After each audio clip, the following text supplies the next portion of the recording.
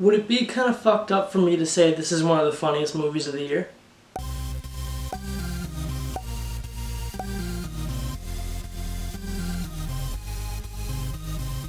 Three Billboards Outside Ebbing, Missouri is directed by Martin McDonough and tells the story of Mildred Hayes, whose daughter goes missing, and she puts up these 3 billboards outside of Ebbing, Missouri, asking the police why they haven't done anything in 7 months, and why they haven't caught the killer yet. Now this story starts off immediately. You see these 3 billboards, these abandoned billboards outside of this random stranded street, and you get behind the story pretty quickly, and it also stars Frances McDormand, Woody Harrelson, and Sam Rockwell. Now this story was really compelling to me. I thought it was, I almost think it's a true story, but it might not be. I'm not sure. All I know is it's a very original, and I really dug the premise, as well as Martin McDonough's directing and writing. I think this will definitely, probably win Best Screenplay, either that or Get Out.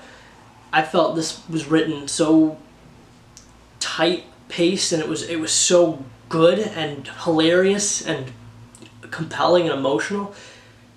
Frances McDormand does a fantastic job here. I think she's going to be nominated and hopefully win because she's so good here. She's my favorite performance of the year for an actress so far. I love Frances McDormand in this movie. Sam Rockwell also is fantastic in this movie as this really kind of loose cannon cop. Woody Harrelson brought a lot to his performance that I wasn't expecting without giving any spoilers. And overall, it's just a really great movie with a lot of comedy, but not ridiculous comedy. It's very like woven into the story in a very good way, and I thought it was organic, and I thought it was just so funny. Now, I didn't see In Bruges, but I did see Seven Psychopaths, and I thought that was a very original, hilarious movie as well. Kind of underrated in my opinion. I don't think a lot of people saw that and appreciated it, but Seven Psychopaths is a hilarious movie. In Bruges, I haven't seen it, but I really would like to. But I think this is my favorite of his 3. I haven't even seen In Bruges, but I could tell you that I love 3 Billboards Outside Ebbing, Missouri. It's one of my favorite movies of the year, for sure.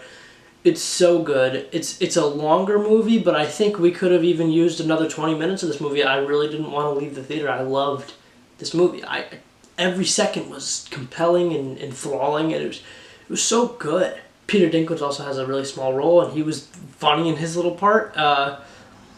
Despite him not really having enough to work with, I thought he made an impression, and I thought he was great. The movie does drag a bit, but overall I thought it was pretty well put together, and sometimes with a murder story, stuff does drag. With a police investigation story, it drags sometimes. I felt this way during Wind River as well, that I felt it's very good, and it makes use of that runtime very well.